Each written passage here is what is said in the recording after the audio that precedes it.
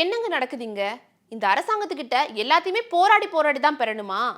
Ribbon மாளிகை முன்னாடி கடந்த 13 நாட்களா இரவு பகல் மழை வெயில்னு எதையுமே பார்க்காம போராடிட்டு வந்த தூய்மை பணியாளர்களை இரவோடு இரவா கைது செஞ்சிருக்கிறாங்க.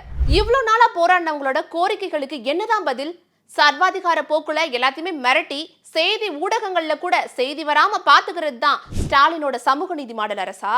இந்த கைதின் பின்னணி என்ன? இதுல யாருக்கு லாபம்? மாநகராட்சி ஊழல்களால தான் இந்த நிலைமையா? உள்ளாட்சியில நல்லாட்சி என்பதெல்லாம் இதுதானா? இது பத்தின தகவல்களை இந்த வீடியோல பார்க்கலாம். சென்னை மாநகராட்சியில இருக்கிற 5 மற்றும் 6 மண்டலங்களுக்கான தூய்மை பணிகளை மேற்கொள்றதுக்கான பொறுப்பை தனியார் நிறுவனத்துக்கிட்ட திமுக அரசு ஒப்படைச்சிருக்கு. குப்பால்ற கான்ட்ராக்ட் தானே, இதை தனியாருக்கு கொடுத்தா என்ன பிரச்சனை தானே கேக்குறீங்க? கான்ட்ராக்ட் விடுறது, கமிஷன் அடிக்கிறது, கரப்ஷன் பண்றது ஒரு பக்கம் இருந்தாலும் அதனால அப்பாவி தொழிலாளர்கள் தாங்க பாதிக்கப்படுறாங்க. இந்த கான்ட்ராக்ட தனியாருக்கு கொடுக்கறதுனால என்ன ஆகும் தெரியுமா? தூய்மை பணியாளர்களுக்கு வேலை அப்படின்றதே வெறும் கனவா போயிடும். தமிழ்நாட்டில் இருக்கிற தூய்மை பணியாளர்களை வேறு மாநில தனியார் கம்பெனிக்கு கொத்தடிமையா விற்கிற அக்ரிமெண்ட் தான் இந்த தனியார் மயமாக்கும் நடவடிக்கை. சென்னையில மட்டுமே தூய்மை பணி செஞ்சுட்டு இருக்கும் போதே ஏராளமானோர் உயிரிழந்திருக்கிறாங்க. மழக்குழி மரணங்கள் தொடர்ந்து அரங்கேறிக்கிட்டு தான் இருக்கு. அப்படி செத்தவங்களோட குடும்பத்துக்கு இந்த அரசாங்கம் என்ன இழப்பீடு வழங்குச்சு? மக்களுக்காக பணி செய்யற இவங்க அரசு ஊழியர்கள் இல்லையா? அனைத்து சாதியினரும் அர்ச்சகர் ஆகலாம் அப்படின்னு சட்டம் கொண்டு வந்து சும்மா விளம்பரம் பண்ணிக்கிட்டு இருக்காங்களா? ஏன் இந்த தூய்மை பணியாளர்கள் அரசு பணியாளர்களா இருக்கக்கூடாதா?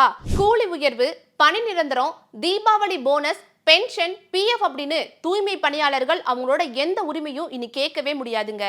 இனிமே உங்களுக்கும் எங்களுக்கெல்லாம் பேச்சு இல்லை, இனி எதுவா இருந்தாலும் தனியார் கம்பெனி கிட்ட போய் கேட்டுக்கோங்க அப்படின்னு இந்த அரசு தூய்மை பணியாளர்களை கை கழுவி விட்டுருக்காங்க.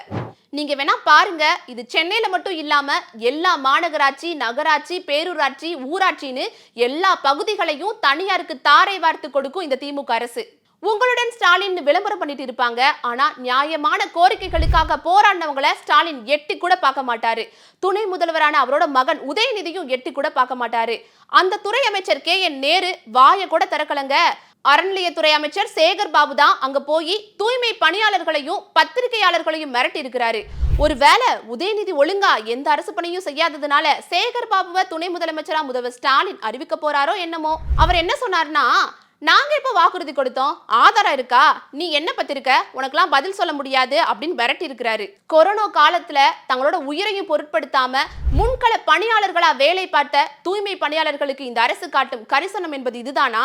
தூய்மை பணியாளர்களை இரவோடு இரவா போலீஸ வச்சு கைது பண்றதுதான் இவங்களோட சமூக நீதியா? பெண்கள் வயதானவங்கன்னு பார்க்காம அவங்கள அடிச்சு குண்டு கட்டா தூக்கிட்டு போய் கைது செய்யறது தான் இந்த அரசோட அறமா? ஒரு நடிகை நான் முதலமைச்சரை பார்க்கணும்னு சொல்றாங்க. உடனே மின்னல் வேகத்துல தகவல் அவர் காதுக்கு போய் மூத்த நடிகை MN ராஜம் அவர்களை போய் சந்திக்கிறாரு. தன்னோட மாமன் மகன் தயாரித்த சினிமாவை பார்த்துட்டு ரிவ்யூலாம் சொல்ல நேரம் இருக்கிற முதல்வருக்கு தூய்மை பணியாளர்களை சந்திக்க நேரம் இல்லையா?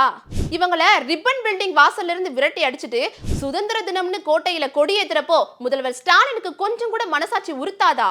ரோம் நகரம் பற்றி எரிஞ்சப்போ பிடில் வாசிச்சாரு நீரோ மன்னர்.